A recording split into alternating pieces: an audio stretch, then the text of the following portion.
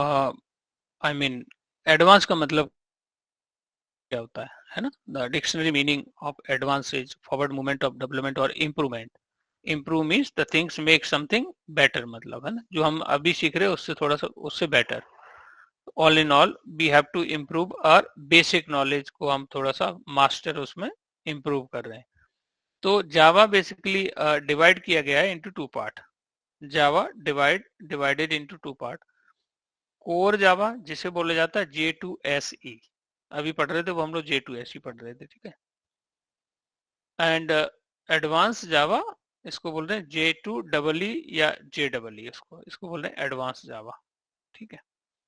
And the core Java part cover the fundamental, जैसे data types हो गए, function हो गए, ऑपरेटर्स हो गए, लूप हो गए, थ्रेड हो गया, एक्सेप्शन हो गया, हैंडलिंग हो गई, कलेक्शन हो गया, मल्टी थ्रेडिंग हो गई. ये सब किसके थे? कोर के पार्ट थे of the Java programming language.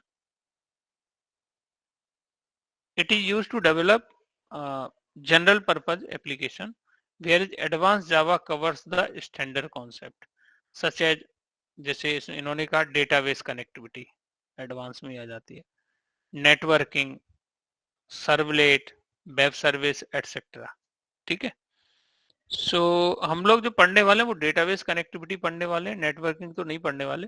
Servlet पढ़ेंगे और वेब सर्विस की बात करेंगे, ठीक है.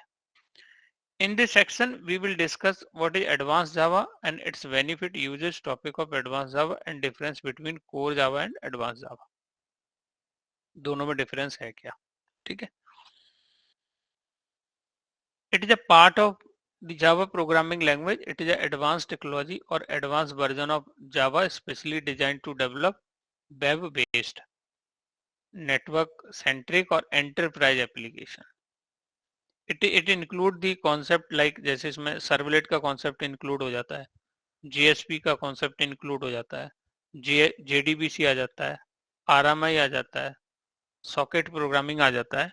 हम जो डिस्कस करेंगे वो किसका करेंगे? सर्वलेट, जीएसपी और जेडीबीसी. ये आरएमआई सॉकेट प्रोग्रामिंग नहीं करने वाले हम लोग, ठीक है. So it is a specialization in specific domain.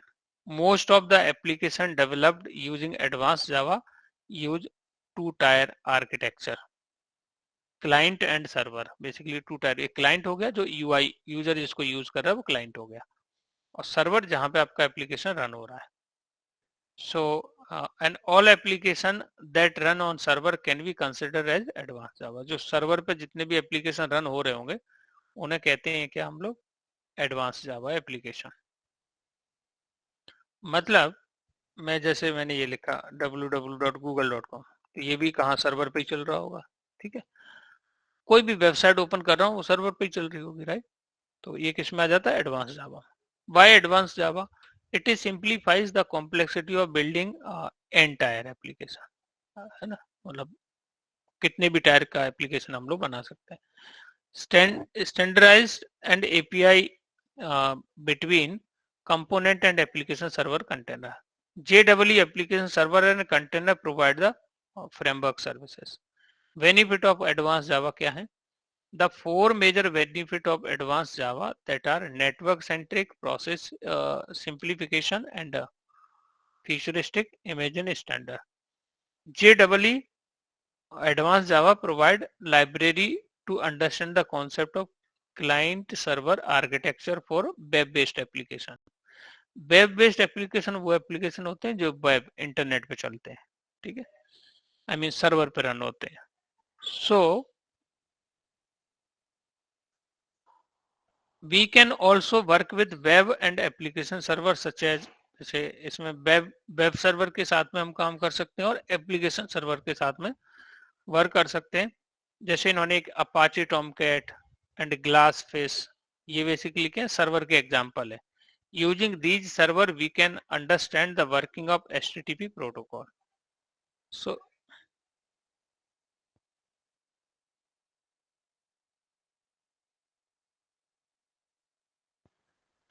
So we can work with web server, application server such as जैसे Apache Tomcat and Glassfish.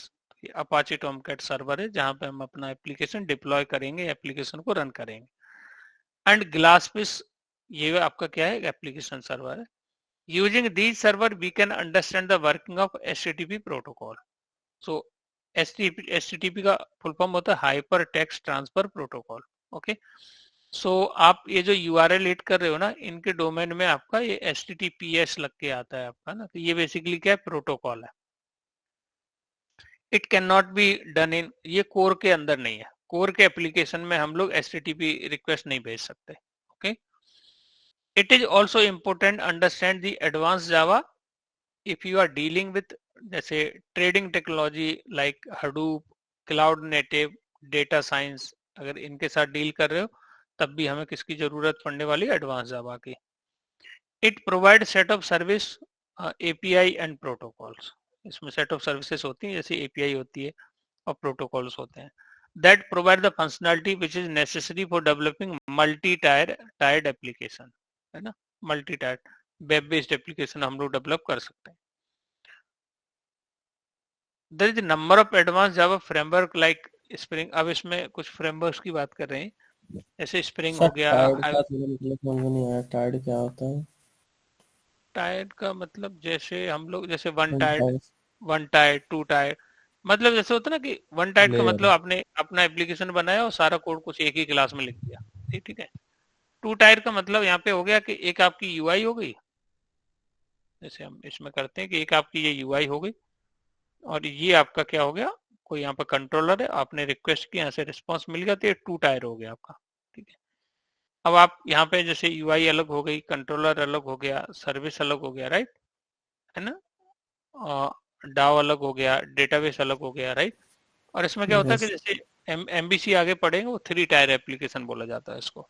One tyre का या टू टायर का मतलब है कि क्लाइंट ने रिक्वेस्ट की, आपने सारा कोड यहीं पे लिख रखा है ना, और यहीं से आपने रिस्पॉन्स कर दिया. तो ये बेसिकली जो मॉड्यूल हो रहे हैं उनको टायर बोल रहे हैं यहाँ पे. ठीक है. ओके. तो मल्टी टायर अगर एप्लीकेशन डेवलप करने, सो वी कैन डेवलप.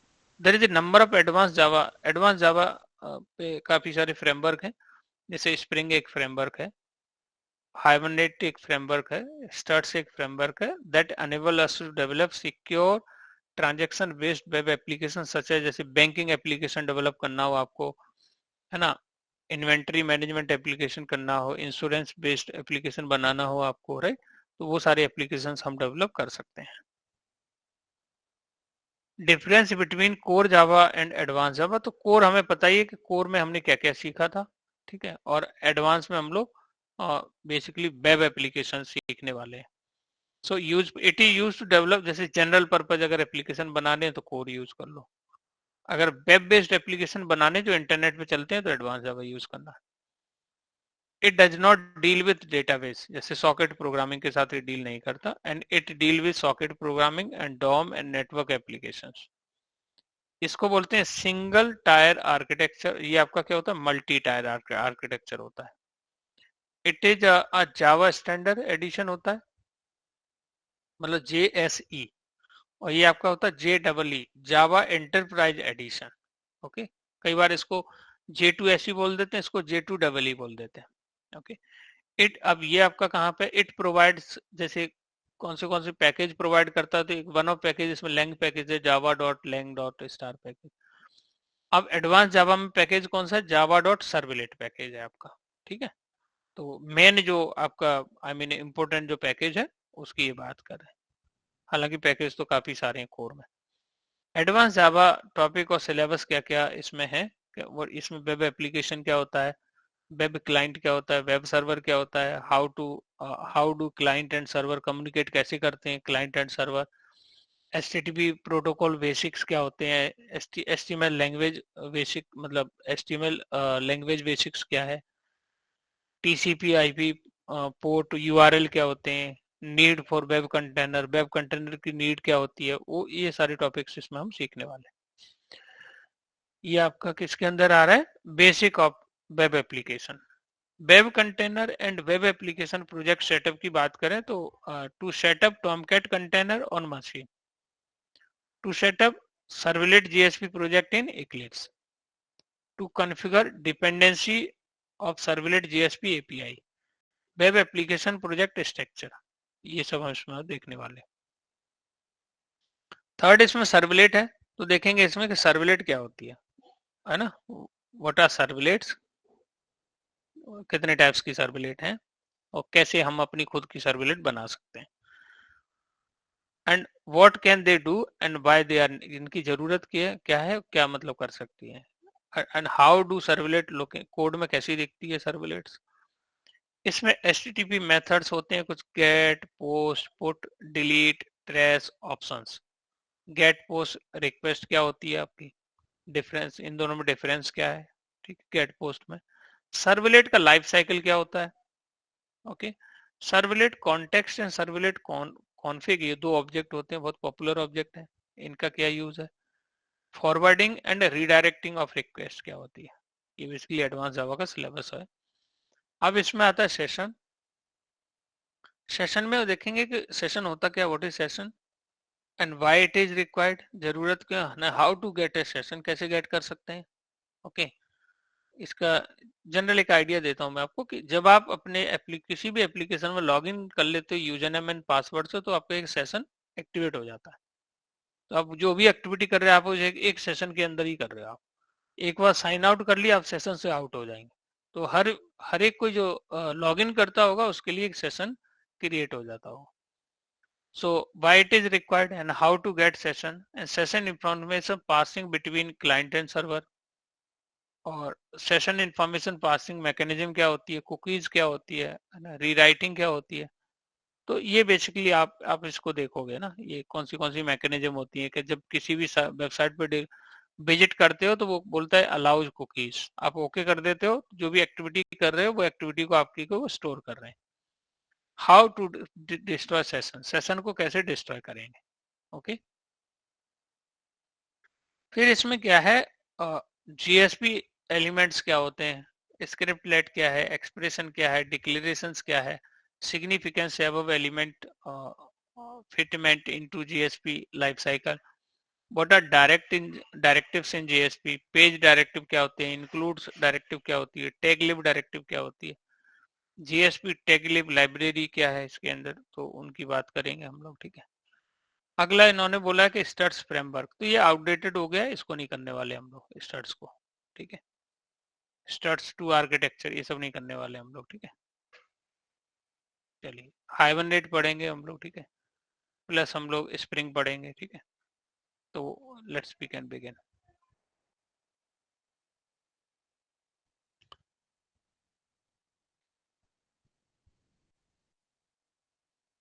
ये सब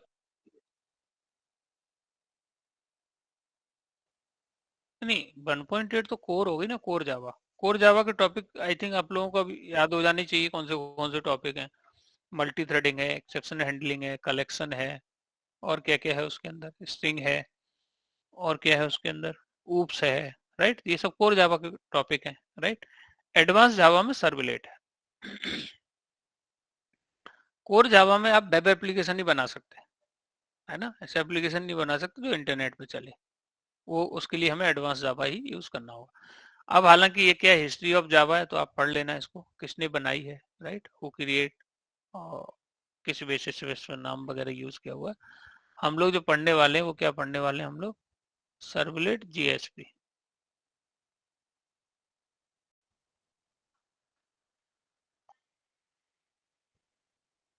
एक मिनट, हम लोग पढ़ क्या रहे थे अभी यार, कहाँ गया वो टॉपिक, एडवांस जावा, लेकिन ये एडवांस जावा है कहाँ, शुरू कहाँ से हुआ है जी। मेथड ओवरलोडिंग ये सब तो कोर ही है, ठीक है। String exception handling, multi threading, reflection, एक मिनट में यहाँ पे यहीं से आता हूँ, सर्वलेट ट्यूटोरियल्स, ठीक है, ओके। सो ये बेसिकली हम लोग जो पढ़ने वाले हैं वो सर्वलेट से स्टार्ट करेंगे, ठीक है। सो सर्वलेट क्या होता है, servlet technology use to create web application. जैसे कोर जावा में ये कह सकते हैं कि एक स्टैंड अलोन एप्लीकेशन बना रहे थे, जो कंपाइल हो रहा था, रन हो रहा था, राइट, एक ही प्रोग्राम बना रहे थे हम लोग। इसमें क्या है, वेब एप्लीकेशन, ऐसा एप्लीकेशन बनाएंगे जो इंटरनेट पे रन हो, resides at server side and generate dynamic web page। तो ये एप्लीकेशन आपका किस पर डिप्लॉय हो, सर्वर पर, और ये क्या करे, जब भी रिक्वेस्ट करें ये डायनेमिक पेज जनरेट करके हमें शो कर दे। ठीक है। Servlet technology is robust and scalable. ये क्या है, रोबस्ट टेक्नोलॉजी है, स्केलेबल है, because of Java language. Before servlet, servlet से पहले एक टेक्नोलॉजी यूज होती थी, common gateway interface, CGI technology use होती थी, scripting language, and was common as a server-side programming language. However, there are many disadvantages to this technology and we have to discuss। मतलब जो CGI technology use होती थी, ये process based technology थी, इसमें आपकी ये बहुत स्लो थी। तो सर्वलेट है, ये थ्रेड बेस्ड टेक्नोलॉजी है। थ्रेड मतलब इसमें क्या होता है, हर रिक्वेस्ट के लिए एक नया थ्रेड क्रिएट हो जाता है। तो यहाँ पे क्या होता है कि मल्टीटास्किंग हो जाती है, मल्टी थ्रेडिंग हो जाती है। परफॉर्मेंस सर्वलेट का क्या है, हाई है। तो ये तो अब कहीं यूज होती नहीं है CGI. Okay. There are many interface, इसके अंदर बहुत सारे इंटरफेस हैं, क्लासेस हैं in servlet API such as, क्या क्या है इसके अंदर, सर्वलेट एक इंटरफेस है, जेनरिक सर्वलेट एब्स्ट्रैक्ट क्लास है, एचटीटीपी सर्वलेट ये भी एब्स्ट्रैक्ट क्लास है, सर्वलेट रिक्वेस्ट, सर्वलेट रिस्पॉन्स, तो बहुत सारी क्लासेस और इंटरफेस हैं इसके अंदर। ओके। सर्वलेट होती क्या है, servlet can be destroy in many ways depending on context. Servlet क्या है, एक टेक्नोलॉजी है which is use to create web application. Servlet क्या है, जैसे कोर जावा भी क्या है, टेक्नोलॉजी, ऐसे ही सर्वलेट क्या है, टेक्नोलॉजी है जो वेब एप्लीकेशन डेवलप करने के लिए यूज होती है। Servlet is an API that provide many interfaces, classes including documentation। Servlet is an interface that must be implement creating any servlet। Servlet basically क्या एक इंटरफेस है, तो खुद की अगर सर्वलेट बनानी है तो हम इंप्लीमेंट करेंगे सर्वलेट इंटरफेस को। Servlet is a class that extend capabilities of servers and responds to the incoming request and it can respond to any request। आप कोई भी रिक्वेस्ट दोगे वो उसका रिस्पॉन्स करेगी। Servlet is a web component that is deployed on server side to create dynamic web page. अब servlet है क्या, एक वेब कंपोनेंट है जो सर्वर पर डिप्लॉयड होती है, मतलब सर्वर पर रन हो रही होती है। जब भी आप रिक्वेस्ट करोगे आपको ये डायनेमिक पेज जनरेट करके देगा। जैसे यहाँ पे एक एग्जांपल दिया है कि ये क्लाइंट है, क्लाइंट ने रिक्वेस्ट की सर्वर पे, सर्वर ने रिक्वेस्ट को समझा और उसके according response generated at run time, और उसने क्या किया, response send to the client, और यहाँ से आपका रिस्पॉन्स किस पे आ गया, क्लाइंट पे, हमें यहाँ देखे जाता है रिस्पॉन्स।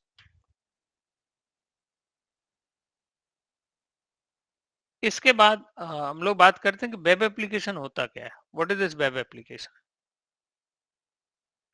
अब web application is an application accessible from the web, web मतलब इंटरनेट, ऐसा एप्लीकेशन जिसको हम एक्सेस करते हैं कहाँ से, इंटरनेट से।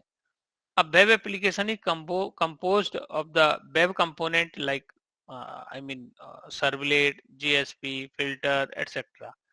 Other elements such as इसमें HTML भी यूज होती है UI के लिए, CSS होती है, JavaScript यूज होती है। Web component typically execute in web server and respond to the HTTP request। So ये आपका जो सर्वलेट का जो एप्लीकेशन है ये कहाँ पर डिप्लॉय होगा, सर्वर के अंदर, और हम जब रिक्वेस्ट करेंगे तो हमें रिस्पॉन्स कौन कर रहा होगा, सर्वर। ठीक। और सर्वर पे हमारी क्या है, सर्वलेट वाला एप्लीकेशन चल रहा होता है जिसमें आपकी यूआई भी होती है और सर्वलेट भी होती है, डेटाबेस से रिलेटेड कनेक्टिविटी भी होती है। ओके।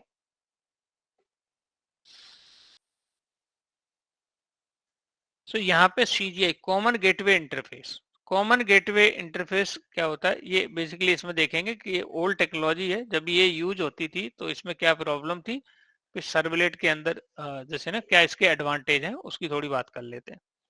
सीजीआई क्या होती है, common gateway interface. CGI technology enable web server to call external program, pass HTTP request information to external program to process the request, for each request it starts a new process. सबसे important point ये है, हर एक request के लिए ये नई process start करता था, मतलब अभी ओल्ड टाइम में यूज होती थी टेक्नोलॉजी। अब देखिए रिक्वेस्ट आई, सर्वर पर गई, और सर्वर ने क्या किया, सीजीआई सेल्स एक नई प्रोसेस स्टार्ट की। दूसरी रिक्वेस्ट आई, फिर से एक न्यू प्रोसेस स्टार्ट की, तीसरी रिक्वेस्ट आई, फिर से न्यू एक प्रोसेस स्टार्ट की। डिसएडवांटेज क्या है इसके? If number of client increase, client बहुत सारे जैसे रिक्वेस्ट इंक्रीज हो गई, तो it take more time and sending the response, काफी टाइम लेगा रिस्पॉन्स सेंड करने में। Each request starts a process and web server क्या होता है, limited to start process and it use the platform dependent language. और ये जो प्लेटफॉर्म यूज करता था वो C language, C plus plus, Perl, ये सारी ओल्ड लैंग्वेज है। तो एडवांटेज ऑफ सर्वलेट क्या है ओवर दी CGI? तो सर्वलेट क्या करती है, हर रिक्वेस्ट के लिए एक थ्रेड क्रिएट होता है। ओके, थ्रेड बेस्ड टेक्नोलॉजी, एक प्रोसेस के अंदर मल्टीपल थ्रेड्स आपके चल रहे होते हैं। और यहाँ पे क्या हो रहा है, हर एक रिक्वेस्ट के लिए एक नई प्रोसेस स्टार्ट हो रही है, तो ये बहुत टाइम लेता है। तो थ्रेड बेस्ड टेक्नोलॉजी आजकल जितनी भी है, PHP, पाइथन, .NET, जो भी टेक्नोलॉजी है, जावा, ये सारी क्या है, थ्रेड बेस्ड टेक्नोलॉजी है। ओके, सो सर्वलेट भी क्या है, थ्रेड बेस्ड टेक्नोलॉजी है। So there are many advantages of servlet over CGI. Web container create thread for handling multiple requests to the servlet. Thread have many benefit over the process, such as they are common memory area, lightweight, cost of communication between the thread are low. Advantage of servlet क्या है? Better performance. Obviously अगर thread based technology है तो performance इसका high होगा ही। Portability, I mean क्योंकि जावा use करता है तो पोर्टेबिलिटी है इसकी, मतलब प्लेटफॉर्म डिपेंडेंट नहीं है। Robust, JVM manage servlet, so we do not need to worry about the, जैसे मेमोरी लीक की प्रॉब्लम की चिंता हमें नहीं करनी है, गार्बेज कलेक्शन की चिंता हमें नहीं करनी है, because of that it is a robust language. Secure, क्योंकि जावा लैंग्वेज ये यूज करती है सर्वलेट, तो ये क्या है, सिक्योर्ड है। तो हम लोगों ने इसके कुछ बेनिफिट्स की बात की। Okay, we talk about the benefit of it. So web, इसकी जो टर्मोलॉजी इसमें जो यूज होने वाली है उसकी थोड़ी बात कर लेते हैं कि एडवांस जावा में क्या क्या टर्मोलॉजी, क्या कीवर्ड्स इसमें यूज होने वाले हैं, तो उनकी बात कर लेते हैं। जैसे वेबसाइट है ना, वेबसाइट होती क्या है ना, कोई भी वेबसाइट, वेबसाइट सभी लोग, आप फेसबुक, ट्विटर, गूगल, यूट्यूब, ये सारी वेबसाइट्स आप यूज करते होगे।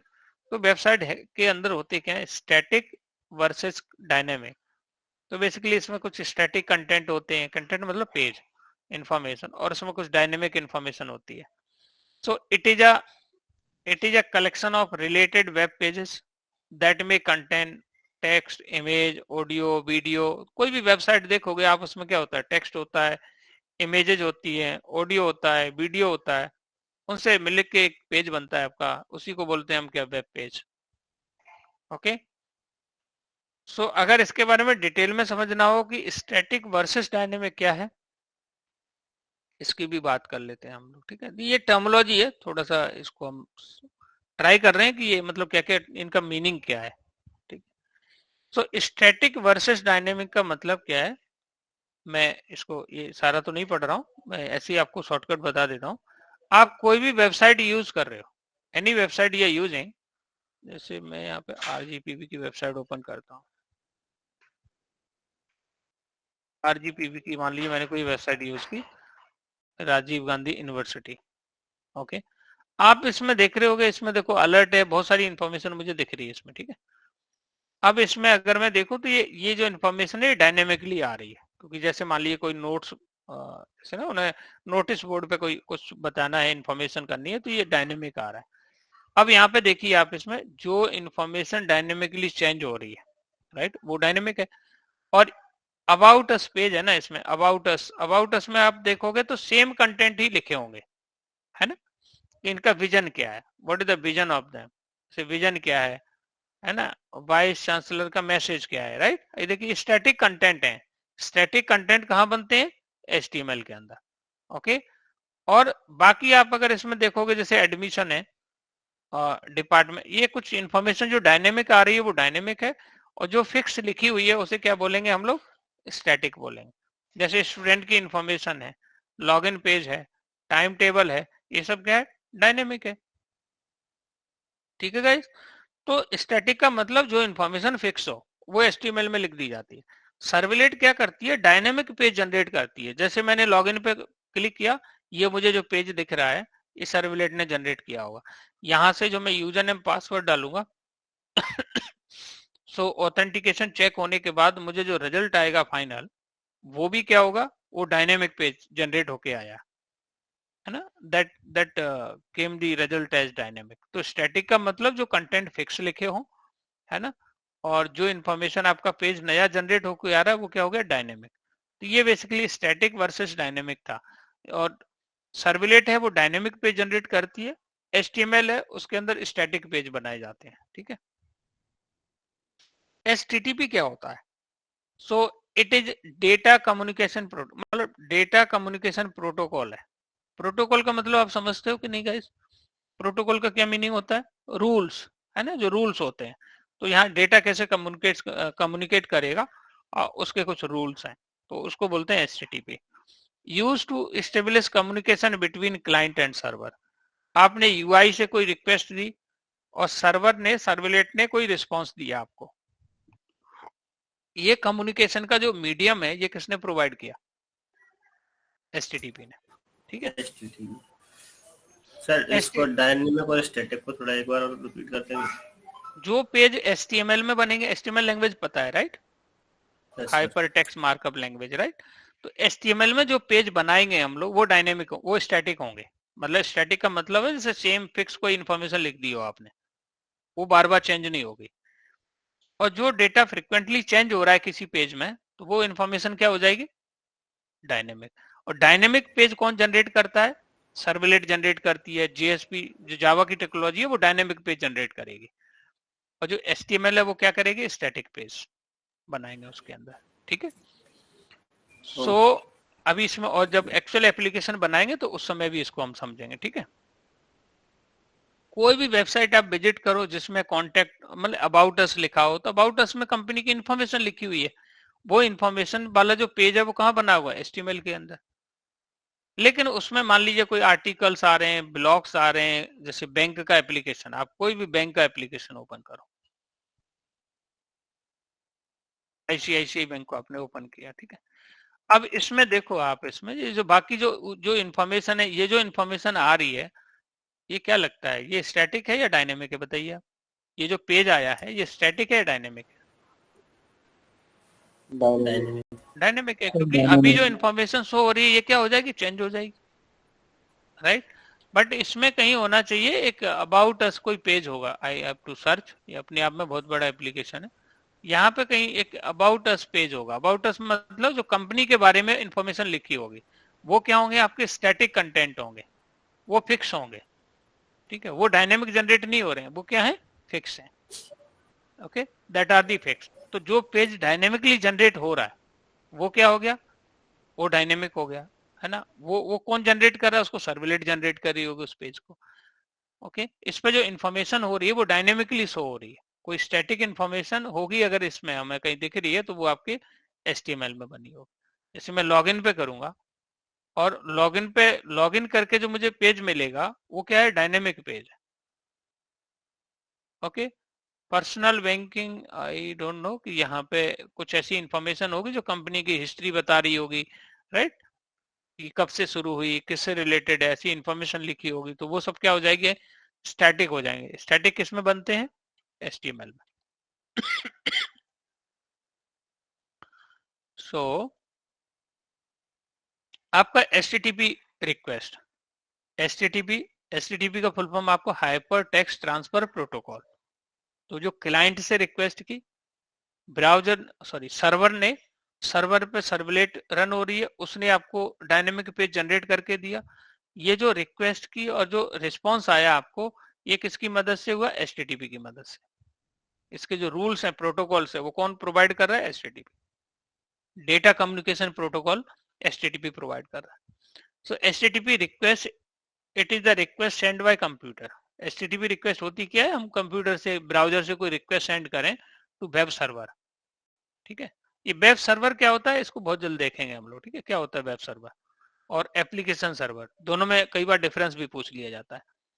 तो that contains all sorts and potential interesting information. So ये आपकी HTTP रिक्वेस्ट होगी। गेट वर्सेस पोस्ट क्या होता है, तो it gives difference between get and post request. तो इसके बारे में देखते हैं कि गेट का मतलब क्या है। आई मीन होता क्या है कि जब आप फॉर्म फिल करते हो तो आपकी बेसिकली क्या होती है, इंफॉर्मेशन गेट भी हो सकती है और पोस्ट भी हो सकती है। डेटा जैसे आपने कोई फॉर्म फिल किया और आपने गेट रिक्वेस्ट भेजी है, तो आपका क्या होगा, इनमें थोड़ा डिफरेंस देख लेते हैं। गेट पोस्ट क्या है, सी ये गेट पोस्ट का अभी जो देख रहे हैं हम लोग, डिफरेंस देख रहे हैं, वो एक अलग कॉन्टेक्स्ट में देख रहे हैं हम लोग, ठीक है। और वेब सर्विस के केस में कुछ डिफरेंट उस कॉन्टेक्स्ट में देखेंगे हम लोग, ठीक है। तो यहाँ पे बोल रहे हैं कि गेट और पोस्ट में डिफरेंट क्या होता है।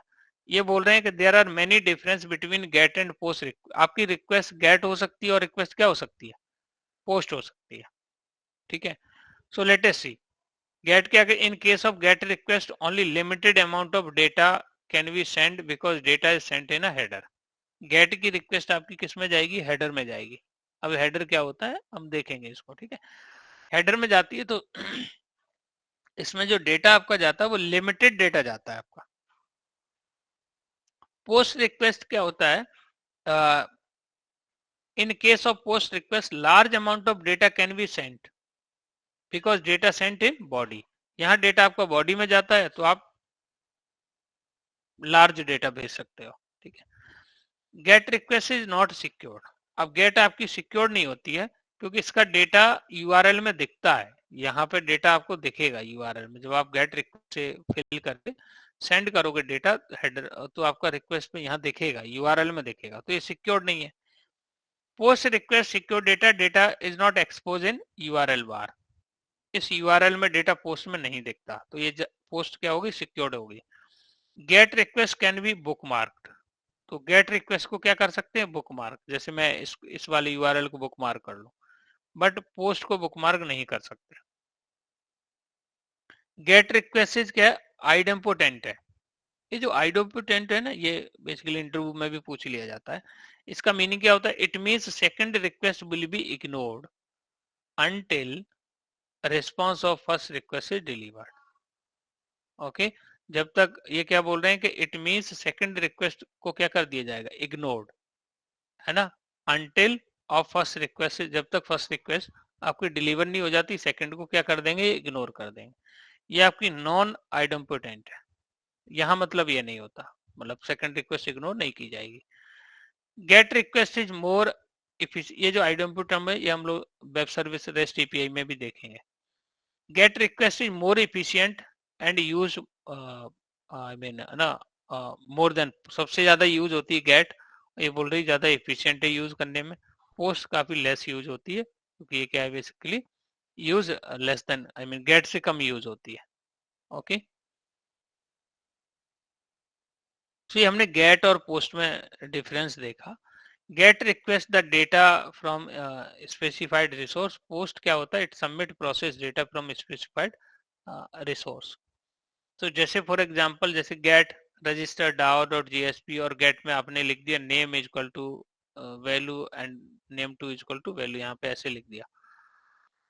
सो ये कुछ बताने की कोशिश कर रहे हैं कि a query string name value pairs send inside URL and get of a get request.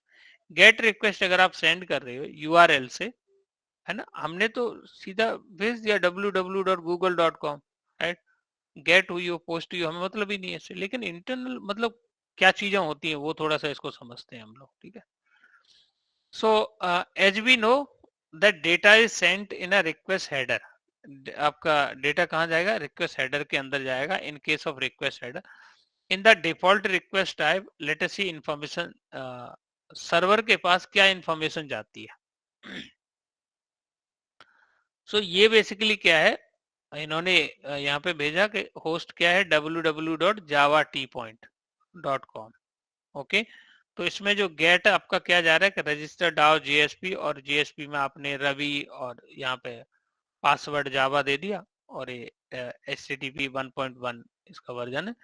तो इसमें ये बेसिकली गेट रिक्वेस्ट हिट की, और यहाँ पे क्या है, यूजर एजेंट। इसमें क्या हो रहा है कि ये बेसिकली क्या हो जाता है कि HTTP मेथड है, मेथड का नाम कौन सा है, गेट। और यहां से लेकर यहां तक जो लिखा ना रजिस्टर्ड डाउ डॉट जीएसपी, इसको बोलते हैं path to resource on web server. Question mark के बाद वाली जो चीजें लिखी हुई है ना, क्वेश्चन मार्क के बाद, इसमें ये क्या है, पैरामीटर टू सर्वर। इसमें क्वेश्चन मार्क की हो गया, जैसे यूजर इज इक्वल टू आपका हो गया रवि, और दूसरी फील्ड को कॉन्केट करते एम% से पासवर्ड हो गया इक्वल टू हो गया जावा। अब देखिए गेट रिक्वेस्ट में यूजर नेम पासवर्ड भी दिख रहा है, तो ये क्या हो गया, सिक्योर्ड है ही नहीं, राइट, बल्कि यूजर नेम पासवर्ड दिखना ही नहीं चाहिए आपको, ठीक है। और ये जो HTTP 1.1 है, ये protocol version of browser supported, उसका ये वर्जन है। सो अब यहाँ पे देखते हैं कि हेडर में क्या जाता है। जब आप ये रिक्वेस्ट सेट करते हो, मान लिया आपने कोई गेट रिक्वेस्ट सेट की, तो हेडर में जाएगा क्या, हेडर में एक तो होस्ट का वो होगा, जैसे ना होस्ट होगा, जैसे डोमेन नेम जिसको बोलते हैं कि www.javat.com।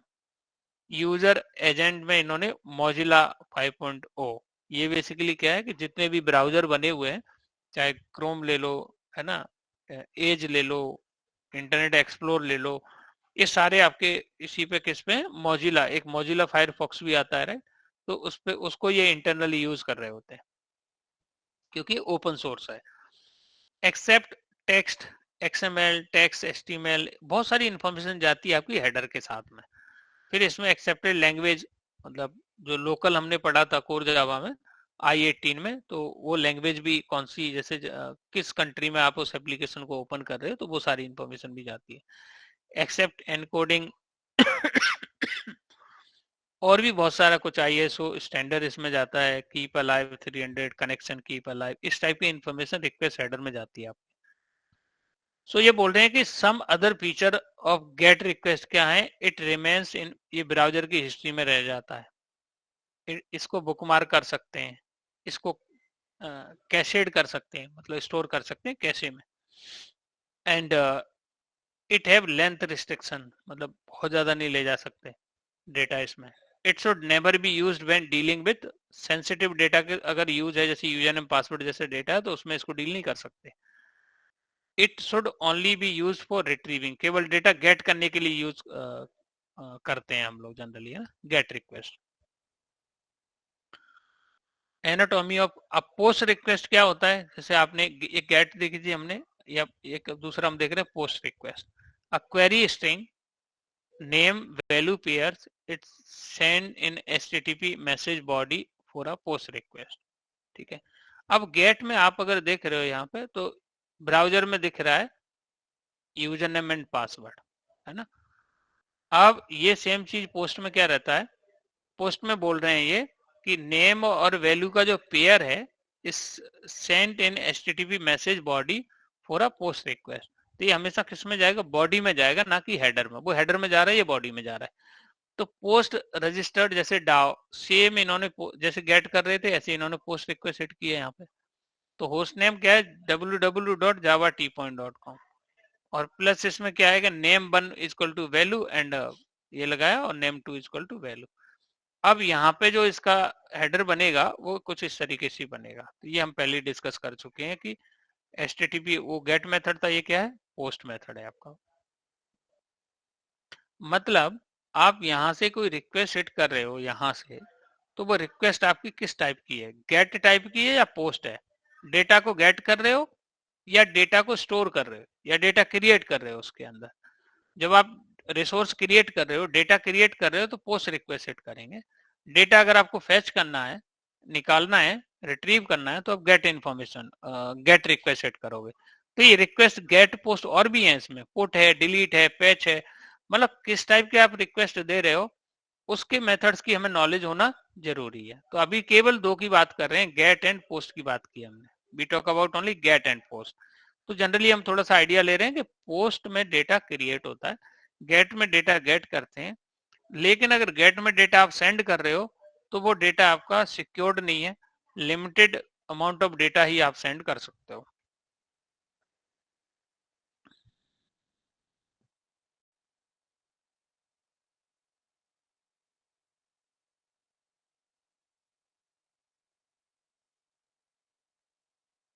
सो यहाँ पे देखो आप लोग कि पोस्ट HTTP जो मेथड है वो पोस्ट है, और ये बेसिकली इसका ब्राउजर का जो पाथ हो गया, ठीक है, URL हो गया, और ये बेसिकली प्रोटोकॉल का वर्जन हो गया। बाकी ये आपकी रिक्वेस्ट हेडर होगी, वो तो सेम ही रहने वाली है। बॉडी में आपका ये जाएगा user is equal to Ravi और पासवर्ड में क्या जाएगा जावा। ये किस में जाएगा? बॉडी में जाएगा, ये हेडर में नहीं जाएगा। It is not a part of header, क्योंकि रिक्वेस्ट कौन सी है आपकी?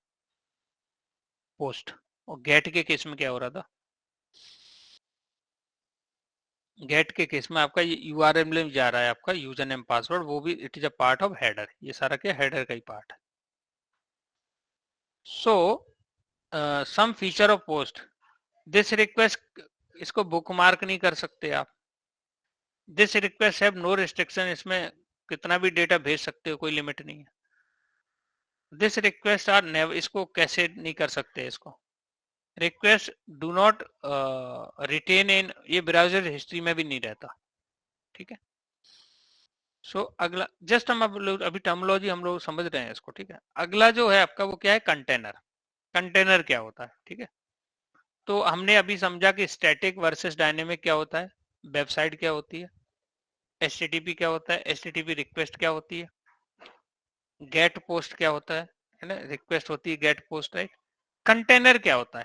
Container, so it is use in Java for dynamic generating web page. अब डायनेमिक वेब पेज जनरेट करने के लिए क्या यूज होता है? Container on the server side. So let me come कि कंटेनर क्या होता है। कंटेनर बहुत इंपॉर्टेंट चीज है, ठीक है। सो ये बोल रहे हैं कि सर्वलेट कंटेनर है ना, सर्वलेट कंटेनर और GSP container, okay, it provide the run time environment for J2EE या JEE एप्लीकेशन, ठीक है। सो कोर जावा के लिए जेडीके क्या प्रोवाइड कर रहा है? रन टाइम एनवायरमेंट प्रोवाइड करता है। एडवांस जावा के एप्लीकेशन को रन करने के लिए रन टाइम एनवायरमेंट कौन प्रोवाइड कर रहा है? Container, servlet container. The client basically ये आपके एप्लीकेशन को रन करता है। Client user can request only a static web page from the server. अब स्टैटिक वेब पेज से क्लाइंट ने या यूजर ने रिक्वेस्ट सेंड की किसको? सर्वर को। If user want to read web page as per input then servlet container is used in Java, है ना। तो सर्वलेट कंटेनर क्या यूज होगा जावा के अंदर? अगर आप वेब से कोई डेटा फेच करना चाहते हो तो servlet container is a part of web server. अभी दो सर्वर पढ़ेंगे हम लोग, एप्लीकेशन सर्वर और वेब सर्वर। ये बोल रहे हैं कि वेब सर्वर का ही पार्ट होता है कौन? Servlet container, okay, which can be run in separate process में रन होता है। We can classified the servlet container states in 3 type. जैसे ये वेब सर्वर है, इसके अंदर ही होता है सर्वलेट कंटेनर। हमारे केस में कौन सा वेब सर्वर यूज कर रहे हैं हम लोग? टॉमकैट यूज करने वाले हैं, ठीक है। सो हियर इसमें एचटीटीपी रिक्वेस्ट की कहां से? क्लाइंट से। सर्वर पर सर्वलेट कंटेनर चल रहा है जो सर्वलेट को रन कर रहा है, और उसने डायनेमिक वेब पेज जनरेट किया, एचटीटीपी रिस्पांस भेज दिया किसको? क्लाइंट को। तो सर्वलेट कंटेनर की जो स्टेट्स हैं वो कौन सी हैं? 3 स्टेट्स हैं। So the servlet container is a part of web server which can be run in separate process. We can classified container state in 3 type. एक स्टैंडअलोन है, इन प्रोसेस है, आउट प्रोसेस है। ये कुछ ऐसा मतलब ऐसा नहीं इनको कुछ लर्न करना हो या याद करना हो, ये बेसिकली किसकी हैं? आपके सर्वलेट की स्टेट्स हैं, ओके। सो अभी इसको डिटेल में हम लोग पढ़ेंगे। Servlet container perform many operation, जैसे life cycle management, multi threaded support, object pooling, security etcetera. आप देखो ना कि आप 24/7 रिक्वेस्ट कर सकते हो एप्लीकेशन को, आपको रिस्पांस मिल जाएगा। तो ये आपकी रिक्वेस्ट को कौन हैंडल कर रहा है? Who is handling your request, right. कौन आपके एप्लीकेशन को रन कर रहा है? आपकी सर्वलेट को कौन रन कर रहा है? रिक्वेस्ट किया, उसका ऑब्जेक्ट बनाया, और फिर उसको प्रोसेस किया, फिर उसको ऑब्जेक्ट का रिस्पांस दिया, फिर ऑब्जेक्ट को डिस्ट्रॉय किया। ये सारा काम कौन कर रहा है? कंटेनर कर रहा है। तो आपकी रिक्वेस्ट की वर्थ टू डेथ जो प्रोसेस कंप्लीट कर रहा है वो कौन कर रहा है? कंटेनर। सर्वलेट को रन कौन कर रहा है? कंटेनर। सर्वलेट कहां पर है? सर्वर के अंदर। सर्वर बेसिकली आपका रन हो रहा होगा, ठीक है, जहां पे आपका एप्लीकेशन डिप्लॉयड है। आपकी सर्वलेट को रन कौन करेगा? प्रोसेस को I mean who will understand और उसके according response, and then actually आपके उस रिक्वेस्ट के रिस्पॉन्स के ऑब्जेक्ट को डिलीट करना, I mean birth to death whole process को टेक केयर कौन कर रहा है? Sir container. Okay, container is a very very important. So दो कंटेनर यूज होते हैं, एक सर्वलेट के लिए यूज होता है कंटेनर और एक होता है आपका जीएसपी के लिए। सर्वलेट के कंटेनर का नाम अभी आप ये डाउनलोड कर लेना, आप यहाँ से, है ना, प्लीज डाउनलोड दिस। आप 9 या 10 डाउनलोड कर लेना, ये शायद 11 आ गया है, तो आप 9 या 10 डाउनलोड कर लेना। और यहाँ पे टॉमकैट 11 न करके मान लीजिए आप 10 कर लो, यहाँ पे डाउनलोड दी 10 टॉमकैट। तो इसमें हम लोग देखेंगे दो कंटेनर आपको मिलेंगे, यू विल गेट 2 कंटेनर। एक इसमें जो कंटेनर का नाम है, लेट मी डाउनलोड इट, ये बेसिकली मैंने डाउनलोड कर लिया सर्वर और इसे मैं इंस्टॉल कर लूंगा। सो इसमें सर्वलेट के कंटेनर का नाम है कैटलीना और जीएसपी के कंटेनर का नाम है जास्पर। ओके, सो दो कंटेनर आपको मिलेंगे, Catalina and jasper. Okay, so how this, कैसे इसको इंस्टॉल करेंगे, इसका सेटअप कैसे करेंगे टॉमकैट का, वो हम कल देखने वाले हैं। और इसकी जो रिमेनिंग जो टर्म्स हैं, जैसे कंटेनर, वेब सर्वर, ये बोल रहे हैं कि web application, sorry, web server and application server दोनों में डिफरेंस क्या है वो देखेंगे, और कंटेंट टाइप क्या होते हैं ये देखेंगे। एंड उसके बाद फिर हम लोग, है ना, सर्वलेट्स को स्टार्ट कर देंगे, इसकी हायरार्की समझेंगे और फिर हम लोग खुद की सर्वलेट बनाएंगे और उस एप्लीकेशन को हम इक्लिप्स में कैसे, how we will create our own servlet, उस पर रिक्वेस्ट कैसे भेजेंगे, रिस्पॉन्स कैसे आएगा, तो everything we are going to see. Okay, any question guys for the today I have done?